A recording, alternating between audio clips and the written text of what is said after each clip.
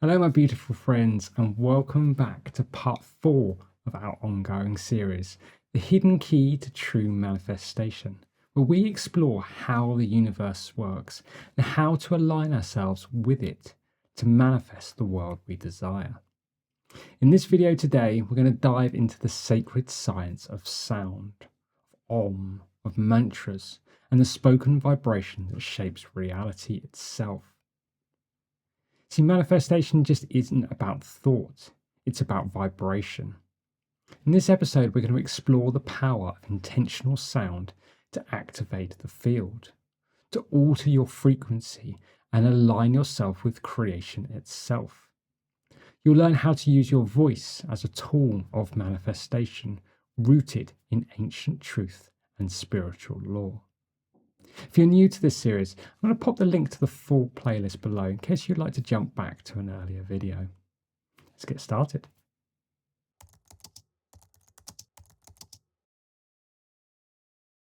The power of sound has been known all around the world for thousands of years. It's a truth that has been recognized by many different cultures on many different continents.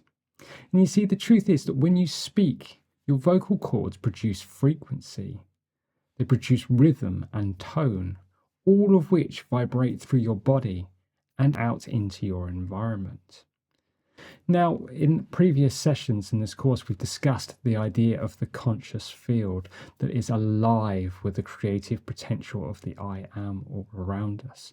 And by making manipulations within that field, by exciting the field, that is how we manifest matter into reality. And so this field responds to vibration, in particular the vibration of your resonance that you share out into the world at all times. But it is particularly susceptible to sound, whether we send that out through our voice or we produce it in another manner. And this becomes even more powerful when we align ourselves with our inner light, with the Christ consciousness within, that formed version of God that we've discussed in earlier sessions. You see, when we speak through this, we align ourselves to the power of the word, of the Logos that gave birth to our universe. And we channel that Christ consciousness into the world around us. And we manifest from a place of higher vibration.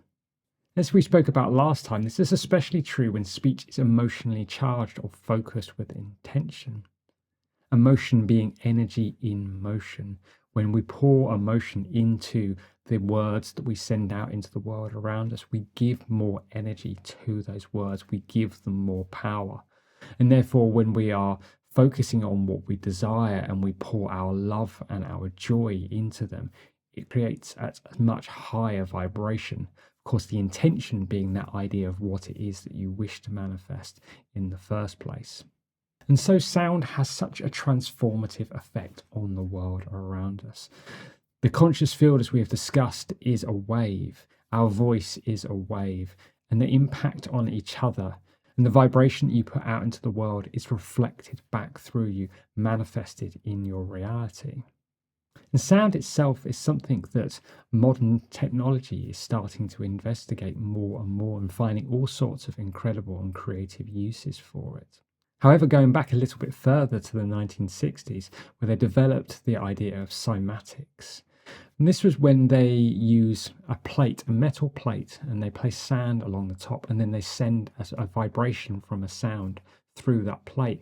And what they found through doing this was that the sand itself rearranged itself on the plate to form complex and sometimes really quite beautiful patterns, particularly when they used frequencies like the solfeggios, 528 or 432 hertz, for instance.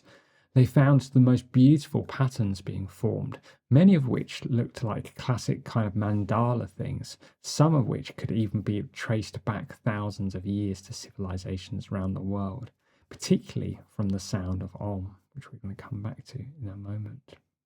But in more modern times, scientists are researching with using sound for levitation, something that's being done on a very small scale at the moment, but historic records show that our ancient ancestors have been using sound to levitate items massive stone blocks, for instance, that weigh multiple tons. It's not just a case of finding the right frequencies.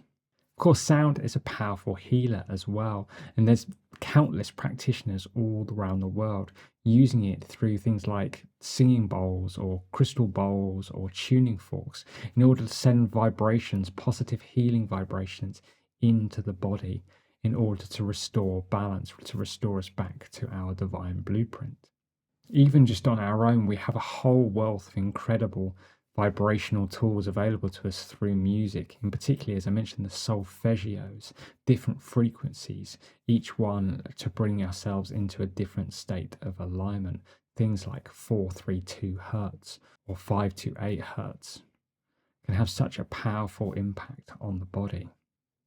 All we've got to do is look on YouTube or Spotify or whatever streaming service you're using. You'll find plenty of resources that can really help you to just bring yourself back to a place of peace, of balance, and of healing, especially good during meditation. So in the first part of this series, I shared a quote with you from the Bible that said, "In the beginning was the Word, and the Word was with God, and the Word was God." Now, as we discuss, another translation for the word was logos. This, of course, being the eternal vibration that was sent out from the I Am Presence to form our universe as we know it. And the logos is alive in everything. The conscious field, as we discussed last 2 videos ago, is the logos. It is the creative force of the I Am that enables infinite potential for manifestation. Now, of course, the word, as they refer to it these days, words are sounds. And the sound of the word is one that most of us are probably very familiar with. It is the sound of Om, or Om, depending on how you say it. And so Om is the primordial vibration, and that vibration is alive in everything, in you, in me, in the entire material world that we see around us. And Om is so much more than just a sound. It's the heartbeat of the universe, and it's the pulse that gives rise to form. Through it, all things become manifest because it is the Logos. It is the Word. It is the breath of God that created our world as we know it. And because it is that pure creative force of the Logos, we can think about it as the bridge between the form and the formless. Of course, it is also that vibration of I Am that created the Logos. It's actually made up of 3 letters when sounded properly: A, U, and M. Of course, we often see it written as OM, but the way that we sound it phonetically is as these 3 characters. The A representing the Father God presence, the beginning, infinite creation. U, the sustaining force, which actually lives on within you eternally through the Christ consciousness. And M for the Om, for the Omega, which is the female aspect of God, which is the end, which is the return. And it's through the Om that represents the very process of manifestation itself, through the A, the creation force, the U, the sustaining force, and the M, the returning force as we bring it back to us manifested in our reality. We can think of this much like I am. See the similarity in the letters there. In the first part, I said I am was a representation of the Alpha, Omega, the beginning and the end of God. It is the same. It is the Am with the sustaining force of you in its center as the Christ consciousness.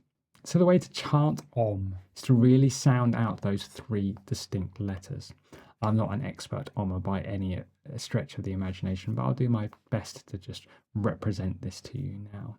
So you would begin with the A, Ah, and then you move into the U, Oh, and then finally to the M, Mm. So when you place them all together, you get something like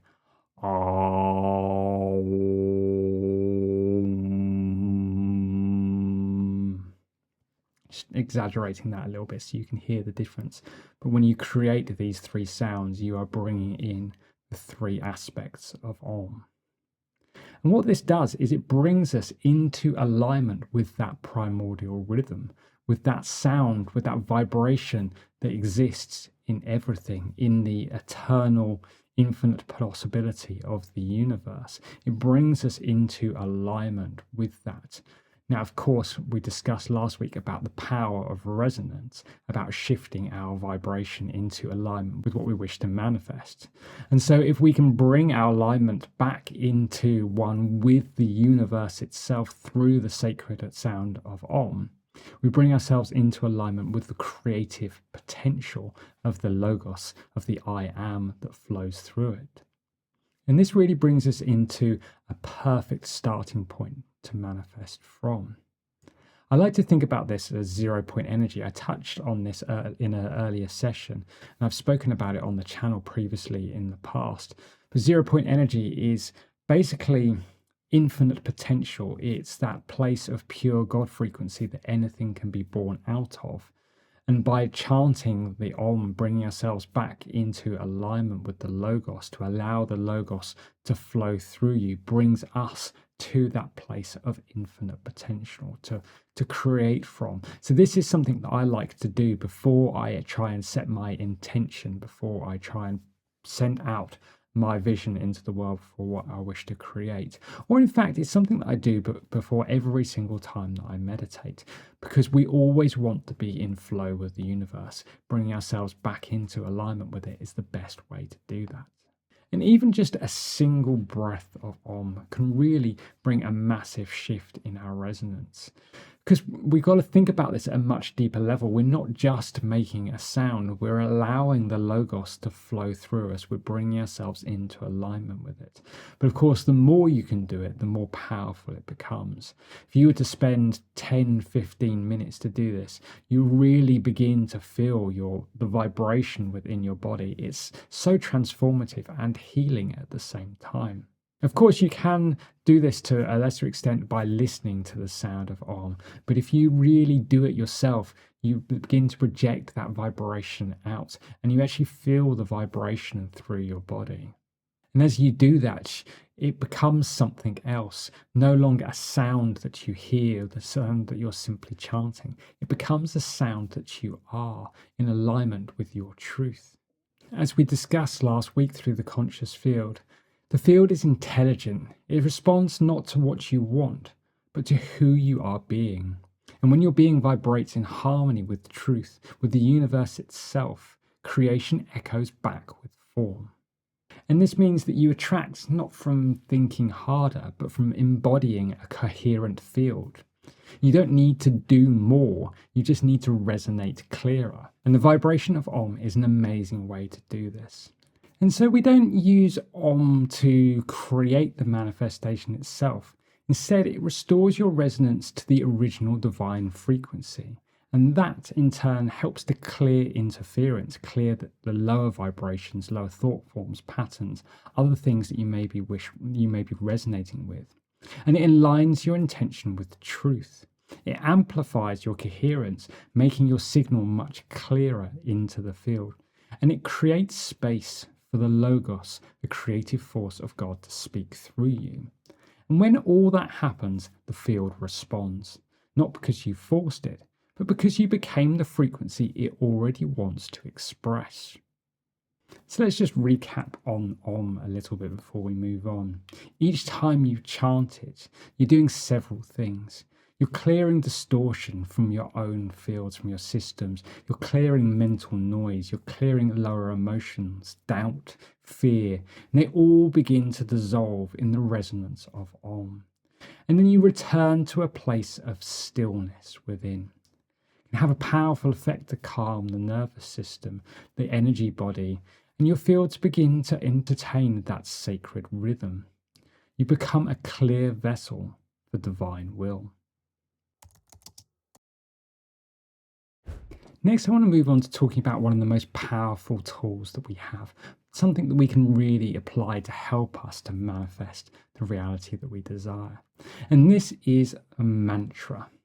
In Sanskrit, the word mantra literally means mind tool. Man meaning mind, and tra meaning tool or an instrument. So it is literally a tool of the mind. And really, what a mantra is a vibrational key that resonates with the conscious field to reshape your personal frequency and open pathways between the seen and the unseen. When we speak a mantra, it really aligns our own frequency. And of course, as we've discussed, the conscious field is a mirror. It reflects back to us our own vibration, our own resonance. And therefore, if we have a tool that can shift our own resonance, therefore it shifts the vibration that we send out into the world around us. Now, there are an infinite number of mantras available to us. We can create our own as easily as anything. But there are, however, some ancient Sanskrit mantras that go back thousands and thousands of years. These ones are often much more even than symbolic. It's said that each syllable mirrors the actual vibratory structure of the universe. I'm not going to attempt to pronounce any of those. It's not my area of speciality. But if it's something that interests you, there is a wealth of information online. But mantras used with awareness and reverence, it becomes the tool to tune your being. When we pour our intention and our emotion into it, they have a completely transformative effect on our own vibration.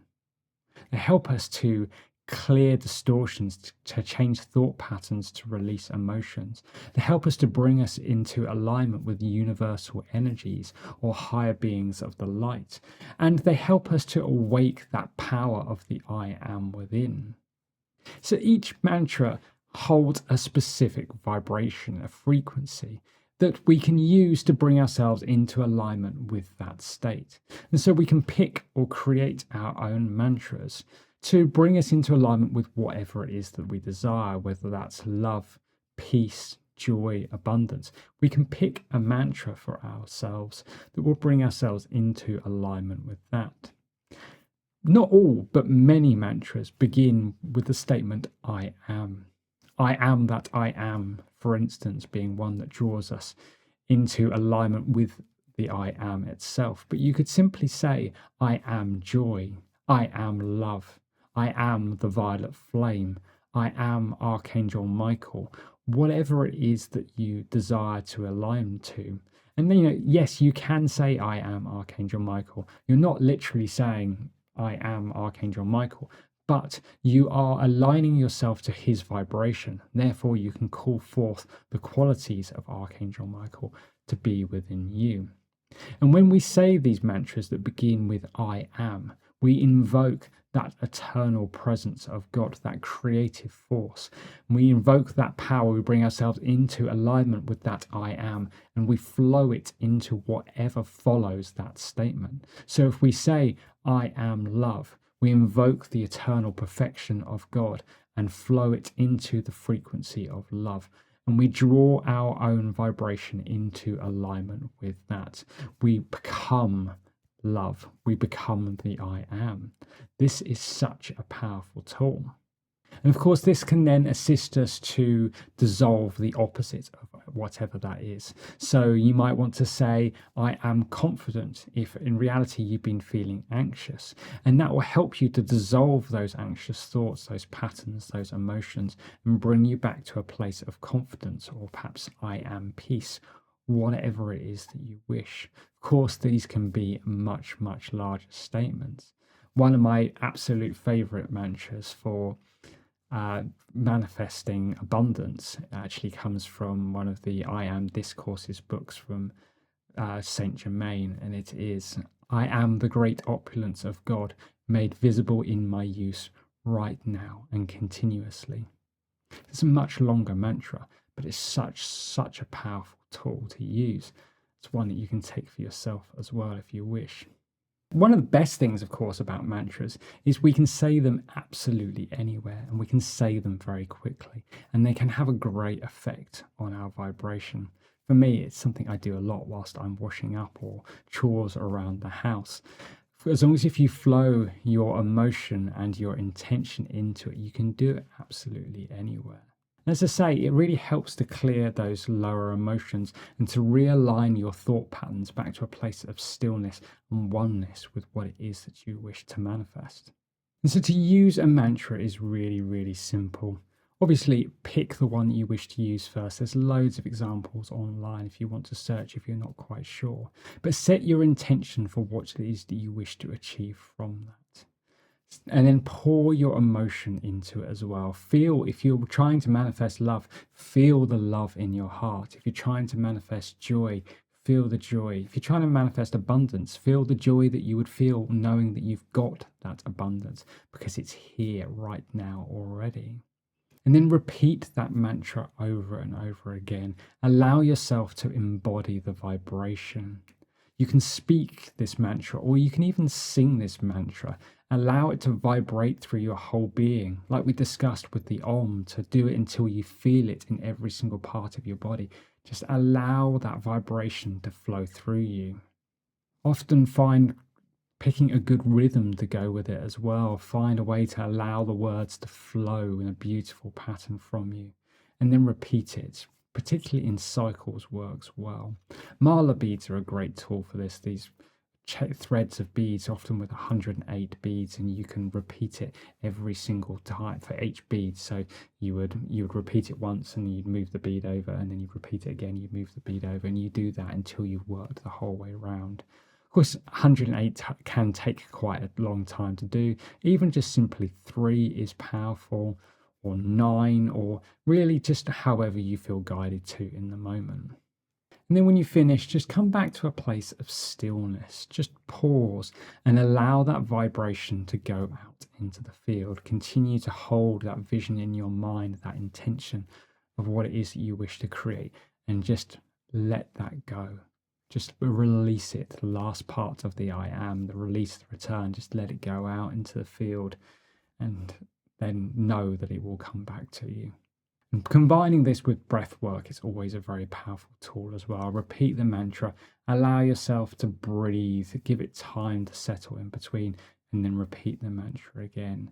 This doesn't have to be something that you have to rush through. Just take the time to be and to become in flow with that universal energy. And there we have it. That is how we can use the power of sound to shift our reality, to bring ourselves into alignment with what it is we wish to desire. Just quickly in summary, we have the power of Om, which brings us back into universal flow, to bring the power of the Logos through us, to shift ourselves into that place of infinite creative potential in alignment with all that is, into alignment with the I am. And then move into the mantras, allowing those words to repeat through you. Feel the intention, feel the emotion that flows with them, and send out that vibration. Allow the mantra to bring your resonance into alignment with what it is that you wish to create. Trust that you are creating it from that highest potential. And of course, the really powerful thing about this, as we discussed before with resonance, if we are holding on to lower frequencies that are filtering our vibration from helping us to achieve the ultimate place, as we bring ourselves in repeat into alignment with what it is that we desire, we will push out those lower vibrations. We will bring them up to the surface for release so that we can ultimately hit that vibration. It may take a little bit of time, but that is the natural flow that happens as soon as we start bringing ourselves into alignment with a higher vibration. Anything that opposes will be exposed and released. And so these two tools are such powerful things in order to help us to shift our vibration, bring ourselves back into alignment with universal flow, with the creative force of God, and then align ourselves with what it is that we wish to create. You make this part of your daily practice, even for just 5, 10, 15 minutes, whatever it is that you want to do. Bring yourself back to universal flow. Set your resonance of what it is that you wish to create, and then make it a reality. Allow the conscious field to return that back to you. Thank you so much for watching. Do please stay tuned. Another part is coming very, very soon. where I'm going to be releasing a meditation to help us bring all of these tools, all of these techniques that we've discussed throughout this series, to bring them all together into a practical and easy to use tool to help you to shift your vibration and therefore to shift the reality around you. So please do feel free to hit that subscribe button to make sure you're notified as soon as the next part is available. And if you've enjoyed this video, again, please do hit that like button. It makes a massive difference to us here on the channel. It really helps us to spread the word out there so we can help as many people as possible. I cannot wait to see you again for the next part. Thank you again so much for watching. Sending you so much love from my heart to yours. Bye-bye.